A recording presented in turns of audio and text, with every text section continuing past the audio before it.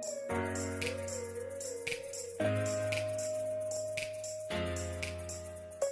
Bang, terang Bang. Waduh. Bentar. Rolling. Sudah, silakan Bang. Siap. Ya baik, selamat sore ya rekan-rekan media ya. Sebagaimana yang kita rencanain bahwa hari ini tanggal 15 April ya 2025. 16 ya, 15 April 2025 kami akan memberikan keterangan pers terhadap perkembangan kasus laporan klien kami, baik itu di Polda Metro Jaya maupun di Polres Jakarta Selatan. Dan kalau mungkin nanti ada tambahan terkait laporan klien kami di Polrestabes Medan juga akan kami jawab. Ya, jadi terhadap peristiwa-peristiwa ini dan laporan ini, saya bersama tim ya. Di sini ada Pak Samuang Manulang, Pak Darsono, Pak Nov Prakapta Putra Kaban, panggilan Dedok. Nah, ini beliau Oki Pranata, ya Oki Pranata ya, bukan salah, jangan salah. Ini Oki Pranata. Ya, jadi kami bersama tim. Jadi untuk pertama sekali kami akan menyampaikan penjelasan yang selama ini ya yang dituduhkan terhadap klien kami mengedarkan produk skincare yang berbahaya ya. Jadi pada kesempatan ini kami ingin sampaikan bahwa produk klien kami itu tidak seperti yang dituduhkan oleh masyarakat dalam media sosial. Nah, untuk kesempatan itu kami mintakan kesempatan Pak Samuang Manulang untuk menjelaskannya.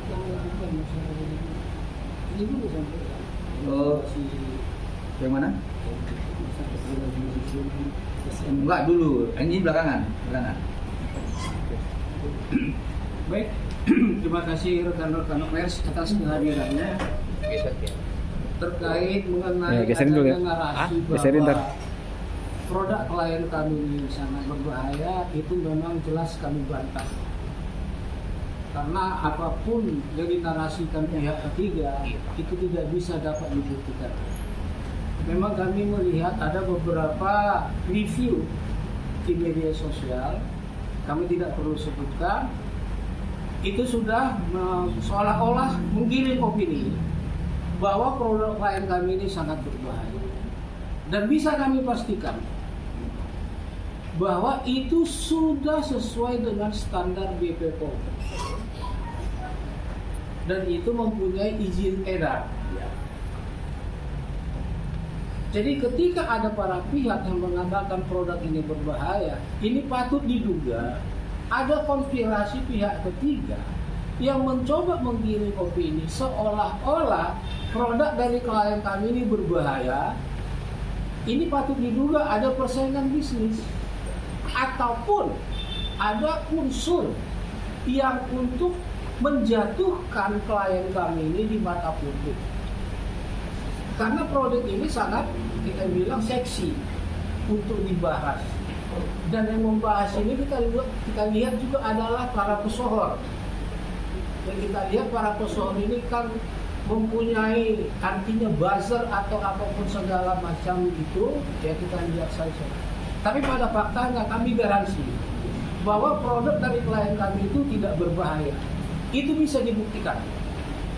Ya, ketika ada yang menarasikan bahwa ada pembelian dari produk ini, itu kami bantah. Karena penjualan terakhir dari produk kami ini adalah pada April 2024. Dan itu tidak pernah diperjualbelikan di e-commerce di Lazada. Dan itu diperjualbelikan di TikTok dan di Shopee. Dan bentuk penjualannya pun yang terakhir itu adalah berbentuk voucher. Dan itu bisa kami buktikan. Dan selanjutnya, masalah ini sudah ada pemanggilan terhadap saksi Saudari S, yang nanti mungkin ada pemanggilan untuk keterangan tambahan. Nah, kebetulan beliau sekarang saudari ini lagi umroh. Beliau yang persis mengetahui kapan pembelian, kapan produk ini diberhentikan penjualannya, bagaimana teknis untuk penggunaan daripada produk ini saudari S ini yang paling mengetahui. Tidak pernah, artinya klien kami maupun saudari S ini menyampaikan narasi bahwa produk ini boleh dipakai, artinya secara umum. Pihak kami selalu mengatakan bahwa produk ini bisa digunakan harus dipilih dan ditangani oleh orang-orang yang berkompeten untuk menangani ini. Jadi untuk sementara ini yang bisa kami sampaikan, bahwa produk kami itu sudah kami tarik berhenti penjualannya pada bulan April tahun 2024. Mengenai adanya penggiringan opini, yaitu di dalam YouTube seolah-olah produk ini adalah milik kami, ya memang itu sangat mirip. Ya, untuk itu kami berharap juga bagi para penyidik untuk memanggil pihak-pihak yang menarasikan bahwa produk kami ini bermasalah. Jadi ini bisa kami sampaikan untuk sementara ini. Silakan rekan Darsono ingin menambahkan. Baik, terima kasih Ketua. Jadi perlu rekan-rekan ketahui bahwa klien kami menjual produk itu di sekitar tahun 2023 April ya, dari bulan April. Dari bulan April awalnya produk itu dijual melalui e-commerce. Dan dalam perkembangannya di April kita karena ada kebijakan dan melalui online dijual kembali melalui voucher dengan menggunakan voucher pada bulan Mei. April terakhir. April tahun 2024. Jadi perlu kawan-kawan ketahui bahwa ada narasi bahwa BP POM pernah menarik produk itu. Namun perlu juga kawan-kawan ketahui yang ditarik itu bukan produknya. Yang ditarik itu jadi ada peraturan dari Menteri Kesehatan bahwa produk itu tidak boleh dilengkapi dengan jarum suntik. Karena waktu produk klien kami itu diedarkan masih ada jarum, sehingga kami tarik kembali produk itu. Dan terakhir ditarik pada tahun 2024 bulan April.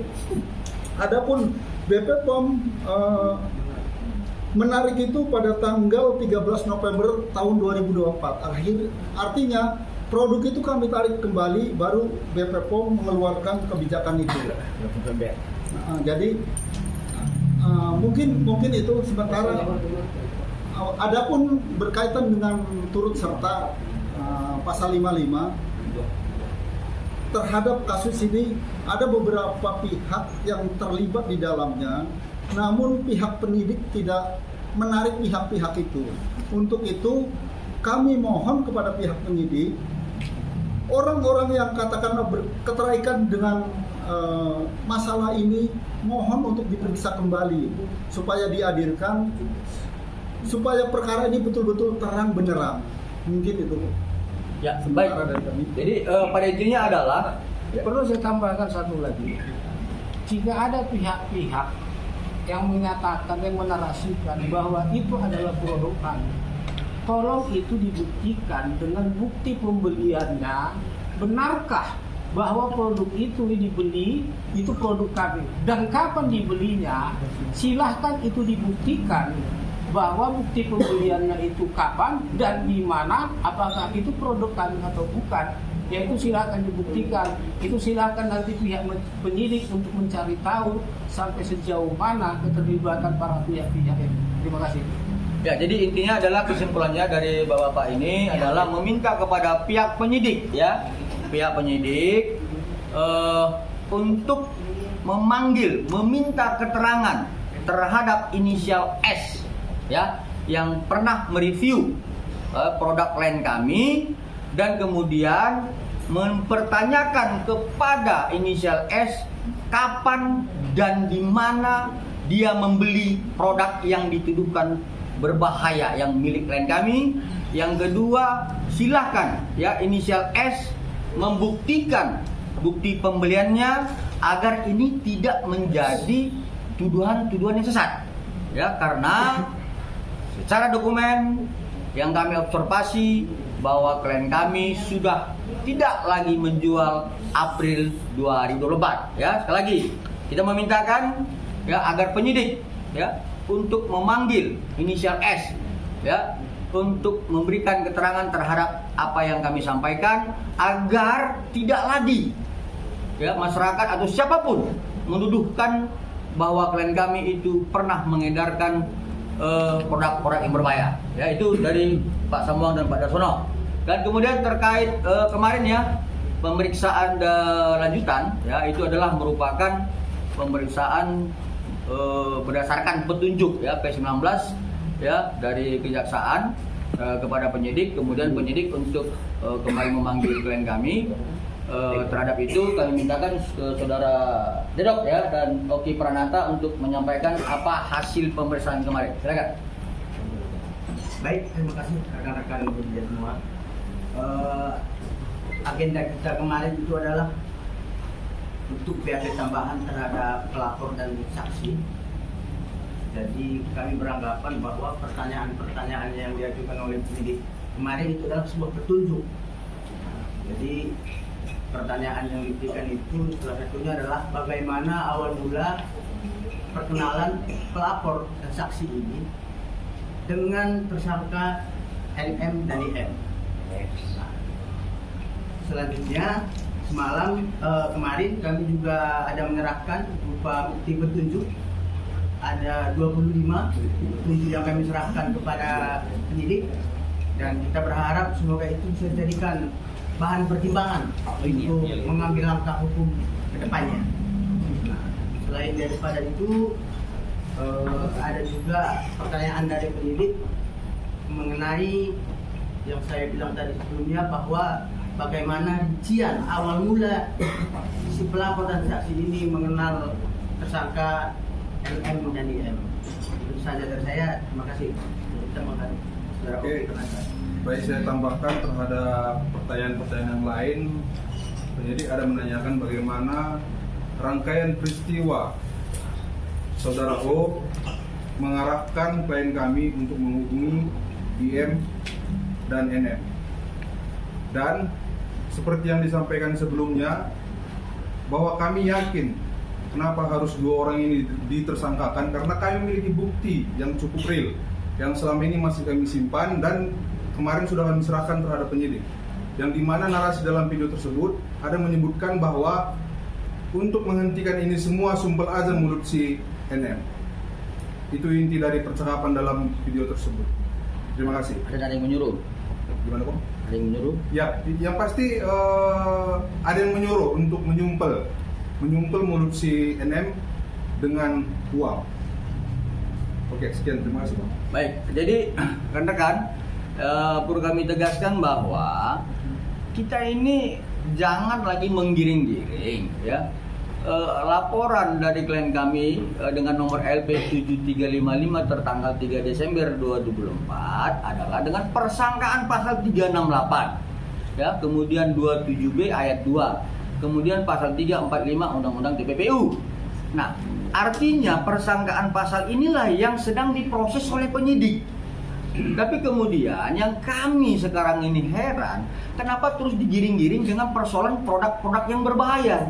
Sebenarnya produk klien kami itu klien kami tidak pernah mengedarkan produk yang berbahaya sebagaimana yang dituduhkan selama ini. Dan memang klien kami sekitar kurang lebih 1 bulan yang lalu telah dipanggil oleh penyidik untuk dimintai keterangan terhadap yang dituduhkan tersebut. Dan kemudian sebagaimana yang disampaikan oleh Bapak Samuang Manulang bahwa klien kami ya saat itu dengan juga saksinya ya, ketepatan Pak Samuang juga yang mendampingi telah membuktikan dokumen-dokumennya bahwa produk klien kami itu sudah selesai dan close seller itu di April 24 ya. Kemudian terhadap yang kemarin diperiksa klien kami sebagai pelapor dan saksi 2 orang lagi, mungkin nanti menyusul ya saksi tambahan yang tadi disampaikan oleh Pak Samuang, itu jelas mengarah kepada ya petunjuk jaksa, yaitu terkait bagaimana peristiwa klien kami ini berkomunikasi dengan inisial O, kemudian mengarah kepada IM, mengarah kepada NM, lalu mengarah kepada inisial S. Itu pertanyaan pada penyidik kemarin. Nah, jadi mudah-mudahan ya dari petunjuk jaksa, apa yang sudah kita bangun selama ini sebagai konstruksi hukum kita ini dapat dikaitkan secara terang benderang ya. Jadi pada kesempatan ini saya perlu sampaikan ya, ada satu azas yang sering kami sampaikan dalam hukum itu nullum delictum nulla puna sine previa lege punali. Ini harus dipahami, tidak ada satu pasal pun, tidak ada perbuatan pidana pun tanpa ada pasal yang mengaturnya. Ini kan klien kami dituduh. Jadi pasal yang mengatur dia itu pidana itu apa gitu? Nggak ada kan? Kami laporin. Salah satu yang saya sering dengar, kemudian dikatakan bahwa klien kami itu merekam dapat dipidana. Artinya dengan pasal 31 Undang-Undang 19 tahun 2016. Sebenarnya bukan begitu penyebutannya. Kalau di penyebutan tentang soal pasal 31 adalah pasal 31 Undang-Undang nomor 1 tahun 2024 tentang perubahan kedua Undang-Undang nomor 11 tahun 2008. Dan itu pun tentang intersepsi dan penyadapan. Yaitu dibedakan, intersepsi penyadapan terkait dokumen elektronik dan informasi elektronik berbeda dengan merekam. Itu sudah dijelaskan di dalam putusan Mahkamah Konstitusi nomor 20 tahun 2016 di halaman 96. Ya itu silakan dibaca. Ya seperti itu. Dan juga saya perlu tegaskan bahwa terkait klien kami ya yang ada di Medan ya, ini kan sudah dokter S itu ada tersangka gitu. Lalu disebutkan mana boleh itu dokter melakukan justiper dan sebagainya. Silakan laporkan klien kami, tidak ada pasal mengatur itu tentang pidananya. Silakan laporkan. Jadi begini, kami advokat, ya, Jadi kami ngebacotnya pasal gitu. Jadi kalau kami ngebacot pasal, ya balas kami dengan pasal. Jangan ngebacotnya yang lain gitu loh. Ya, jadi pada prinsipnya kami tidak mau lagi ribut-ribut di media sosial, ya, bahwa kami sedang memperjuangkan hak klien kami berdasarkan surat kuasa yang diberikan kepada kami. Jadi kita tunggu dari proses hasil penyidikan dari pihak penyidik Polda Metro Jaya yang kemarin. Ya kita lihat apakah nanti akan ditambah lagi tersangkanya atau tidak. Ya tunggu. Ya, tetapi kami tetap bertahan dalam konstruksi hukum yang kami bangun sebelumnya. Demikian. Saya pikir demikian. Ada yang bertanya, kawan? Bang, terkait Dr. O tadi, abang mempunyai bukti nggak bang berupa video atau? Ya, jadi terhadap inisial O kita sudah serahkan satu bukti berapa tadi semua? Jumlahnya semua 25. Ada 25 tambahan bukti lagi, ya, yang berkaitan dengan pertanyaan penyidik. Seperti itu, ya. Lagi? Bang, bisa dibilang Dr. O itu adalah dalang nggak sih bang? Nah itu kewenangan penyidik. Ya kita tidak bisa menyampaikan seperti itu. Tetapi yang pasti ada satu pertanyaan, beberapa pertanyaan berkaitan ya tentang bagaimana kemudian klien kami ini berkomunikasi diarahkan dan sampai kepada NM dan juga sampai kepada inisial S. Itu kepada pertanyaan seperti itu. Nanti biarkan penyidik yang punya wewenang untuk menentukan dalam gelar perkara lanjutan ya. Lagi? Bang, pihak sebelah sana kan masih merasa semestinya rekaman-rekaman itu tidak harus beredar ya Bang. Oke. Kalau dari sisi hukum sendiri sebenarnya rekaman itu bisa menjadi alat bukti atau penyadapan sih Bang, atau dianggap menjebak gitu loh Bang. Ya jadi begini, di dalam Undang-Undang ITE ya nomor 11 tahun 2008 kembali di pasal 5, hal ini memang betul-betul menjadi satu persoalan ya. Tetapi kemudian berdasarkan putusan Mahkamah Konstitusi nomor 20 tahun 2016 seperti yang saya sampaikan tadi, yang dapat dipidana itu adalah barang siapa yang melakukan ya intersepsi, penyadapan dokumen elektronik ya dan informasi elektronik itu dapat dipidana. Seperti itu. Jadi seperti ini, handphone saya ini disadap, bukan direkam ya, disadap, diintersepsi oleh yang bukan penegak hukum. Seperti yang bukan kejaksaan, bukan penyidik, bukan KPK, tapi orang lain dapat dipidana. Tetapi merekam itu dengan frasa yang lain disebutkan itu di pasal di halaman 96, silakan dibaca ya kawan-kawan ya. Silakan dibaca di putusan Mahkamah Konstitusi nomor 20 tahun 2016. Artinya apa? Kalaupun hal itu menjadi sebuah pidana, ya berarti putusan-putusan pengadilan lain itu salah dong. Ya, lanjutannya seperti ini. Banyak di daerah-daerah lain seperti di kampung saya itu melakukan rekaman-rekaman terhadap tindak pidana seperti ada perjudian, ada misalkan perselingkuhan, ada misalkan narkoba. Nah itu kenapa nggak ditanggapi? Nah jadi jangan disamakan intersepsi penyadapan dengan merekam. Lagian kan klien kami ini kan melakukan perbuatan merekam itu pertama dengan tidak sengaja karena memang dia suka live, lalu kemudian ini kan dengan tujuan untuk penegakan hukum, ya. Tapi kalau juga pihak sebelah sana keberatan terhadap hal ini, laporkan saja gitu. Kami akan hadapi. Ya seperti itu. Ada lagi? Oke, lagi? Bang, untuk buktinya sendiri bisa spill dikit-dikit gitu. Jangan. Oke. Penyidik punya. Anjir. Oke. Kalau banyak aku ngomong pasti orang ini nggak tanya lagi.